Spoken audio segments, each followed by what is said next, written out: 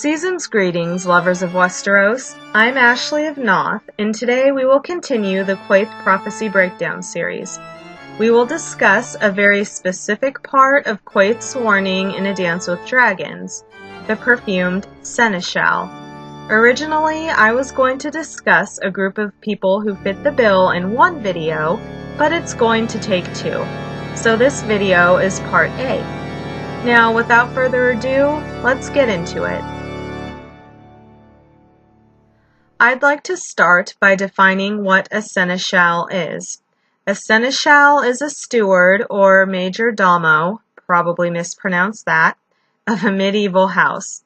If this steward is perfumed, then they must be associated with a strong smell or fragrance. As you can imagine, this opens the door to a wide array of people, so let's discuss a few. First, Archmaester Marwyn.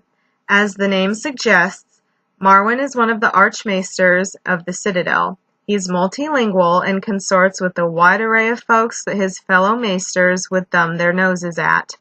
You know, whores, beggars, hedge wizards, singers, those types of people. Marwyn has traveled extensively, at one point taking a leave of absence from the Citadel for 8 years. During this time, Marwyn mapped lands in the Far East, searched for lost books, and trained with shadowbinders and warlocks. He's been known to refer to his fellow maesters as, quote, gray sheep. The kids today would say Marwyn is woke, and I'd agree. At the end of A Feast for Crows, after Marwyn listens to Sam's message from Maester Aemon about Daenerys fulfilling the prophecy, not Rhaegar or baby Aegon, Marwyn decides to leave the Citadel immediately so he can maester for Dany in Aemon's place. Marwyn even goes so far as to specifically catch the Cinnamon Wind to take him to Meereen, so he can beat whomever the Citadel sends her. The Cinnamon Wind is a swan ship, which means it sails faster than any galley the Citadel would book for the maester they send. I bring up Marwyn because he is an Archmaester, and every year at the Citadel a seneschal is chosen by lottery from amongst the Archmaesters. The terms last for 1 year, and the chosen seneschal is tasked with the governance of the entire Citadel.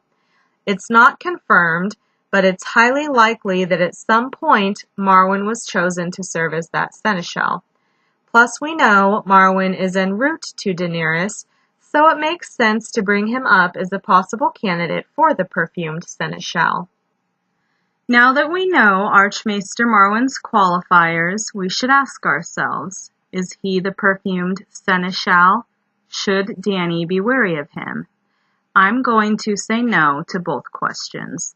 For one thing, Marwyn is never noted to be perfumed. When Samwell Tarly meets Marwyn, we get a very thorough idea of what Marwyn looks like.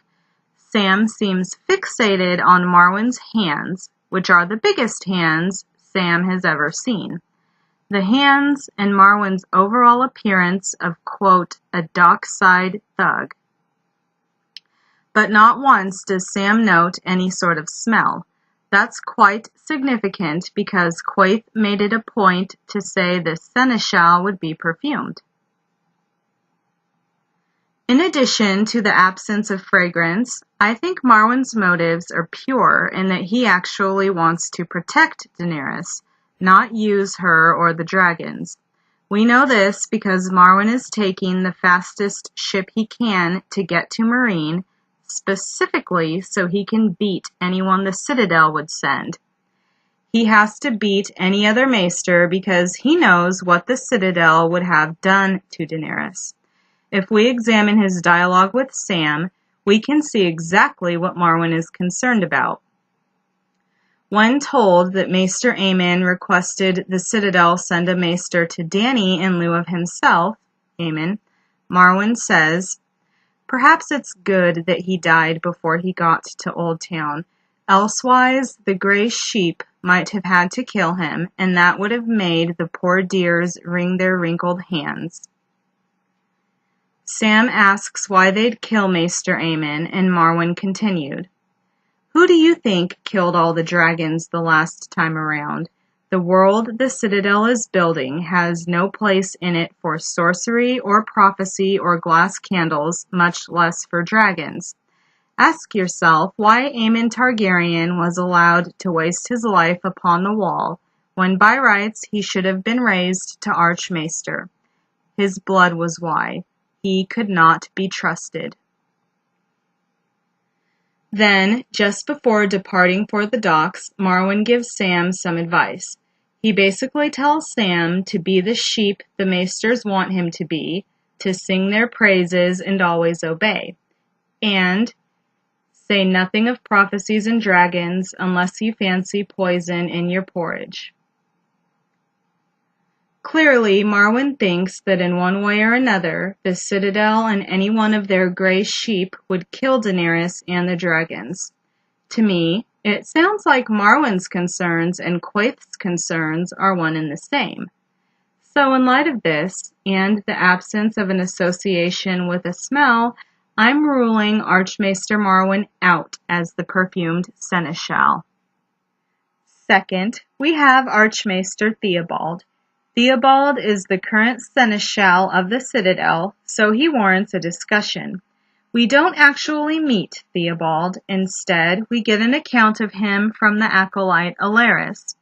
In a feast for crows, after Sam arrives at the Citadel, Sam meets Alaris whilst waiting to speak with the Seneschal.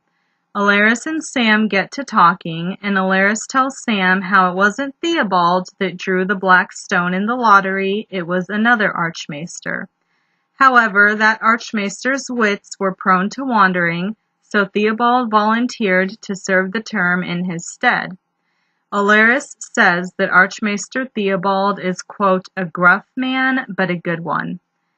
Then, after Sam spills his guts to Alaris about everything that had happened at the wall and beyond it, from Stannis and Mel to the Whites at the Fist to reports of dragons and Aemon's proclamation that Daenerys is mankind's only hope, Alaris tells Sam Theobald won't believe half of that. Alaris then takes Sam to Marwyn, and we know what happens from there. As we did with Marwyn, now that we know Theobald's qualifiers, we should ask ourselves, is Theobald the Perfumed Seneschal? He is currently serving as a Seneschal and is referred to as the Seneschal. So he's got that going for him. Also, as one of the Citadel's gray sheep, who wouldn't believe half of what Sam had to say, we can assume Theobald's motives would be in line with those of his institution, meaning he believes there's no room for dragons or prophesied saviors. So although he's a good man, Theobald's beliefs make him dangerous, and would absolutely warrant a warning from Quaithe. That being said, Theobald has no association to a particular smell. In fact, in the brief account we get of Theobald, he's only described as a gruff man, but a good one. There is zero mention of him being perfumed. That's half the title of whomever the Perfumed Seneschal is. So to be missing an association to a smell is indicative that Theobald is not the person in question. Also, we only get second-person accounts of Archmaester Theobald. He's not even spoke a single word in the books thus far. Do we really think Martin would use such an insignificant character to be of vital importance in Daenerys' story? I don't think so. Not when there are other, more viable candidates for the job. Let's talk about a more viable candidate. Third on my list is Reznak Mo Reznak. Reznak is the Seneschal of Meereen. In A Dance with Dragons, when first we encounter Reznak, Daenerys describes him as, quote, a small, damp man. He smelled as if he had bathed in perfume. So straight away we can see Reznak has the title of Seneschal and is associated with a strong smell. The exact quote is that he's perfumed. Things are looking good so far. Next, I'd like to take a look at some examples of Reznak's behavior throughout this story that would suggest he's worthy of a warning from Quaithe. Reznak, in his position of Seneschal, is part of Dany's small council. During council meetings, court sessions, or personal meetings, Reznak seems to always push a Myronese noble-friendly agenda. After Stalwart Shield's murder, Skahaz Shavepate offers his advice on how to stop the Sons of the Harpy. Blood must pay for blood. Take one man from each of the families I have named and kill him. The next time one of yours is slain, take two from each great house and kill them both. There will not be a third murder. Reznak is the first to respond, immediately objecting on the grounds that this savagery would bring down the wrath of the gods. But really, he's wanting to save and protect the Myronese nobles. Reznak, along with the Green Grace, constantly urged Dany to take a Myronese husband, so much so that when Dany finally agrees to marry Hizdahr, she thinks Reznak Mo Reznak will dance for joy.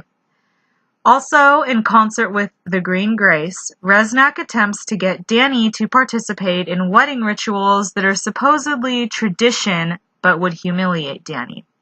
Things like presenting herself naked to Hizdahr's mother and sisters so they can examine her privates to ensure they're well formed and assess fertility. Oh, and washing Hizdahr's feet in front of all their wedding guests. Reznak also never misses an opportunity to push Dany to open the fighting pits, something that's very Myronese noble-friendly. During a heated council meeting, Reznak lets slip his true feelings about the dragons by screaming, monsters that feed on children. It's also worth noting that after Daenerys disappeared from the fighting pits, Reznak was one of the few members of Dany's council that was not dismissed by Hizdahr. Based off all this, we can see that Reznak Mo Reznak is a shady character, and it would make sense for Quaithe to warn Dany against him. But still, despite all this, despite the fact that Ser Barristan could smell the Seneschal's heavy floral perfume from several yards away, I'm not convinced Reznak Mo Reznak is the Seneschal Quaithe spoke of. Daenerys seemed to be weary of Reznak since she met him. When we are first introduced to Reznak in Dany's first chapter of A Dance with Dragons, she thinks, Dany wondered if that razor might not be better saved for Reznak's throat. He was a useful man, but she liked him little and trusted him less. After that, she pontificates on what was told to her in the House of the Undying about knowing 3 betrayals, and she thinks Reznak could be one of them. Then, a time later, Dany and Hizdahr agree they will marry, and Hizdahr says Dany should tell her Seneschal to begin making preparations for their wedding. Dany has the following thoughts in response. The Shavepate will not be happy with me, but Reznak Mo Reznak will dance for joy. Dany did not know which of those concerned her more. She needed Skahaz and the brazen beasts, and she had come to mistrust all of Reznak's counsel. Beware the perfumed Seneschal. Has Reznak made common cause with Hizdahr and the Green Grace and set some trap to snare me? Yes, Daenerys, yes he did, but that's a video for another time. To get back on track. We can see that Dany was immediately distrusting of Reznak, and those feelings only grew stronger over time. But seeing as she had some of those feelings prior to Quaithe's warning and was already remembering the House of the Undying, we can't say that the warning caused her mistrust. It might have reaffirmed suspicions Dany already had, but it didn't help her see anything new. Moreover, I'm not sure Martin would use a character Dany already doesn't trust as the person in the warning. It might be kind of a waste. Also, I'd like to raise the issue of timing. Quaithe is very choosy with her words, and during the encounter on the terrace, she said, "Soon comes the pale mare, and after her the others." This implies that everyone Quaithe brings up will come after the pale mare's arrival. Dany encountered Reznak before the arrival of the pale mare and before Quaithe visited her on the terrace. So in this regard, it makes no sense that Reznak is the Perfumed Seneschal. In the end, I find it likely that Reznak, though he's definitely shady as you-know-what, is nothing more than a peon doing his job. Plus, he's never really misrepresented his agenda, which is a Meereenese noble-friendly agenda, and Dany is already aware that he's trying to counsel her to do things that would benefit the Meereenese nobles. So I don't really see how he could somehow betray her if he's never misrepresented himself.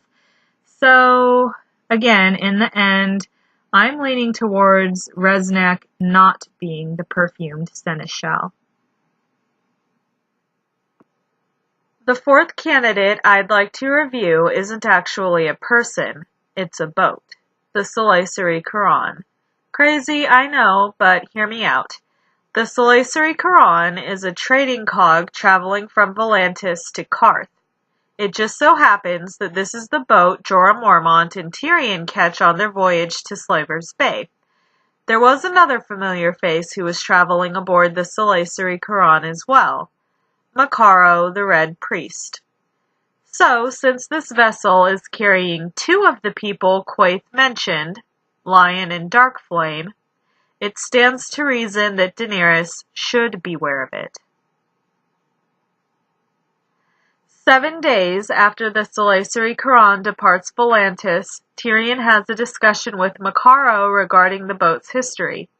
He asks Makaro if Selaesori Qhoran was a treearch or turtle, and chuckling, Makaro responds, "Neither. Qhoran is not a ruler, but one who serves and counsels such, and helps conduct his business. You of Westeros might say steward or magister." "And Selaesori?" Tyrion asked. Makaro answered, "Imbued with a pleasant aroma. Fragrant, would you say? Flowery?" "So Selaesori Qhoran means stinky steward, more or less," Tyrion surmised.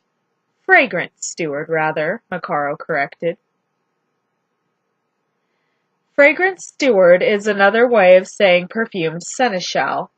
So, to take stock, this boat, whose name translates to Perfumed Seneschal, is transporting two of the people from Quaithe's warning to Daenerys. She absolutely should beware of it. However, I'm not convinced that George would give a boat such a significant role in Daenerys' story when there are other actual people that can fulfill the role. I feel it would kind of be a waste to give that story to a boat. And it would seem that's exactly what George was thinking as well. The Selaesori Qhoran never reached its destination, you see. She encountered a savage storm, which left her floating low in the water and her hull sprung in 100 places. For 19 days, the Selaesori Qhoran drifted like this, and on that 19th day, she was raided by slavers, resulting in Tyrion and Jorah's capture. Makaro escaped far before the slavers' arrival, but that's a story for another time. Anyhow, as you can see, the Selaesori Qhoran amounted to little more than a red herring. She is not the perfumed seneschal Quaithe foretold. However, I don't think it's an accident that George gave this boat that particular name so that the explanation behind the name could be given. That's what's important, and that's what we should remember going forward. And here is where we'll conclude part 1 of the Perfumed Seneschal discussion. I do apologize that this couldn't all fit into one video, but I'd prefer to overwhelm you guys with information so that you can make as informed of a decision as possible when thinking about this stuff for yourself. That being said, definitely let me know your thoughts on the Perfumed Seneschal down below. Also, the second Perfumed Seneschal video is on its way. We'll cover a few more Perfumed Seneschal candidates and wrap up our Quaithe prophecy breakdown. I'm Ashley of Noth. If you enjoyed this video, please give it a thumbs up, subscribe, and join my Selaesori. To everyone watching and my current Selaesori, I hope you all have a wonderful day, and from me to you, happy holidays, friends!